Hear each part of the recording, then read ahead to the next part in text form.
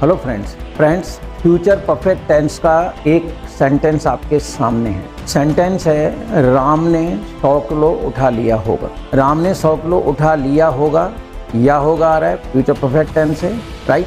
पहली चीज़ रिकॉग्निशन, फिर आपके माइंड में इसके हेल्पिंग वर्ब आ गए होंगे।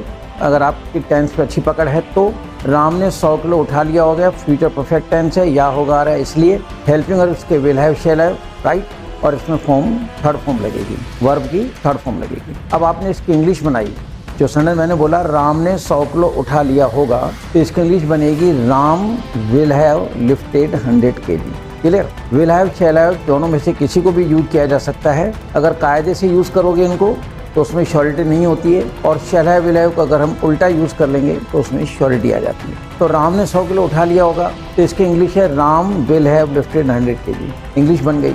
तो फ्यूचर परफेक्ट के जो हेल्पिंग वर्ब होते हैं वो होते हैं शैल हैव, विल हैव। लेकिन फ्रेंड्स, मैं आपकी नॉलेज में एक चीज़ और डालना चाहता हूँ कि फ्यूचर परफेक्ट के जो हेल्पिंग वर्ब होते हैं शैल हैव, विल हैव, इसके अलावा 3 हेल्पिंग वर्ब इसके और होते हैं, could have, might have, must have. जैसा कि आप स्क्रीन पे देख रहे हैं, सेंटेंस है राम ने 100 किलो उठा लिया होगा। इंग्लिश बनी हुई है Ram will have lifted 100 kg।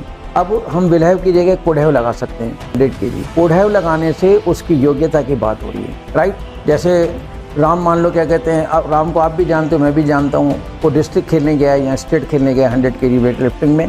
तो ऐसी बात कर रहे थे आप और हम, तो आपने मेरे से पूछा कि राम ने 100 किलो उठा लिया हो, आज उसका फाइनल है। तो मैंने कहा यार लंबा चौड़ा उठा तो लिया होगा, यानी मैं उसकी योग्यता की बात कर रहा हूँ। तो फिर Ram will have, shall have न लगा करके राम कुड हैव, ताकि जो उसका भाव है योग्यता का वो सेंटेंस में झलके। और अगर आपने मेरे से पूछा कि राम ने 100 किलो उठा लिया होगा क्या, मैंने कहा देखो कुछ नहीं कह सकते हैं, है तो लंबा चौड़ा है ना, पर कई बार होता है कि आदमी लंबा चौड़ा होता है लेकिन काम नहीं कर पाता, अंदर से थोथा होता है। तो मैंने कहा भाई देखो हो भी सकता है, ना भी हो सकता है, यानी मैं पॉसिबिलिटी शो कर रहा हूँ, संभावना प्रकट कर रहा हूँ। तो राम विल हैव की जगह हम लगा देंगे Ram might have lifted 100 kg। तो कुड हैव लगाया था तो योग्यता का मतलब भाव आ रहा था, माइट हैव लगा दिया तो संभावना का भाव आ रहा है। और मान लो कि राम मेरा दोस्त है और आपने मेरे से पूछा कि राम ने 100 किलो उठा लिया होगा क्या, अरे मैंने कहा बहुत जिद्दी आदमी है, होगा कुछ नहीं, बस मान ले कल देखना असेंबली में अनाउंसमेंट होगा, राम ने 5वीं बार, ठीक है, 100 kg के अंदर गोल्ड मेडल जीता है। मैंने कहा मेरा दोस्त है, बहुत जिद्दी है, तेरे को पता नहीं। राम ने अवश्य